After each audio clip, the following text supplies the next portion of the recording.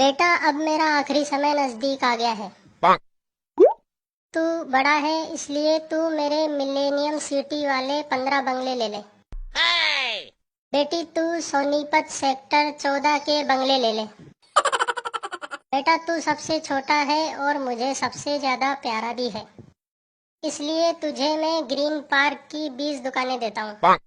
बिरजू की माँ, मेरे बाद तुम्हें पैसों के लिए किसी का मुंह न ताकना पड़े, इसलिए डीएलएफ वाले 12 फ्लैट तुम अपने पास रख लो।